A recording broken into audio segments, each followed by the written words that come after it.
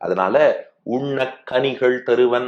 பாரு, உனக்கு பிடிச்ச நாகப்பழம், பலாப்பழம் உள்ளிட்ட எல்லா பழங்களும் தருவன். நீ காது மட்டும் குத்திக்க போறோம், அத்தனை பழங்களும் நான் உனக்கு தருகிறேன். காது குத்திக்கிறியான்னா கிருஷ்ணன் சொன்னான், இல்லம்மா வலிக்கும், அதனாலதான் பயமா இருக்கு. இப்போ தோடெல்லாம் போட்டு விடுறத பத்தி, ஆகா நீங்க இவ்வளவு அடியார்கள் பார்த்து ரசிக்கணும்னு ஆசைப்படுறேன்னா போட்டுருவோமா, ஆனா இந்த தோடெல்லாம் போட்டா காது வலிக்குமேனு பயமா இருக்குன்னா பெரியாழ்வார் யசோதை சொன்னா, எப்படிரா வலிக்கும், திரி இடும்போது வேணா வலிக்கும்னு சொல்லலாம். இப்ப திரி சேர்த்தாச்சு, அந்த திரியோடு சேர்த்து ஒரு தோடை தானே மாட்டி விட போறேன், வலிக்காது, கொஞ்சம் கூட வலிக்காமல். ஏன்னா இது காதை திரும்ப நம்ம துளைக்க போறது இல்ல, மாட்டின திரியோடு தோட தான் சேர்க்க போறேன். அதனால குட்டி கண்ணா சொன்னா கேளுடா, இது உனக்கு வலிக்காது.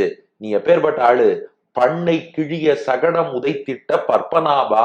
சகடம்னா மாட்டு வண்டி சக்கரம். கம்சனால் அனுப்பப்பட்ட சகடாசுரன் என்ற அசுரன் மாட்டு வண்டி சக்கர வடிவில தொட்டில்ல சயனித்திருக்கும் கிருஷ்ணனை மோதி அழிக்கணும்னு சொல்லி திட்டமிட்டு வந்தான்.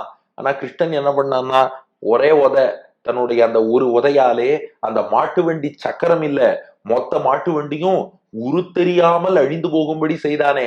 எது எங்க இருக்குன்னே தெரியாதபடி, இதுல அச்சாணி எங்க போச்சு, சக்கரம் எங்க போச்சு, நுகத்தடி எங்க போச்சு, ஒண்ணுமே தெரியாதபடி பண்ணை கிழிய சகடம் உதைத்திட்ட, அந்த சகடமாகிய மாட்டு வண்டி அசுரனை உதைத்திட்ட.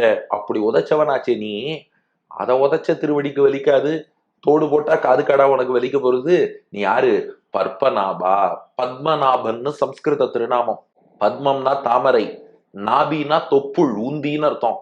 பத்மநாபன்னா தன்னுடைய நாபியாகிய தொப்புள்ள பத்மம் ஒரு தாமரையை உருவாக்கி அந்த தாமரையிலே நான்முகனாகிய பிரம்மாவை படைத்தவன் அர்த்தம்.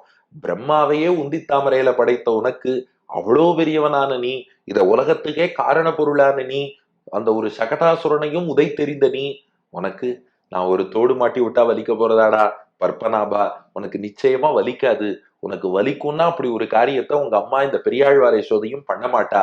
அதனால இங்கே வாராய், இங்க வான்னு கூப்பிட்டுட்டு, மத்த பாட்டுல உள்ள இங்கே வாராய்க்கும் இந்த இங்கே வாராய்க்கும் சின்ன வித்தியாசமா அத மாமுனிகள் காட்டியிருக்கார். என்னன்னா, இங்கே வாராய்னு கிருஷ்ணன் அப்படியே கைய பிடிச்சு இழுத்தா, இழுத்து வாடான்னு சொல்லி காதல தோட மாட்ட பார்த்துட்டாலாம்.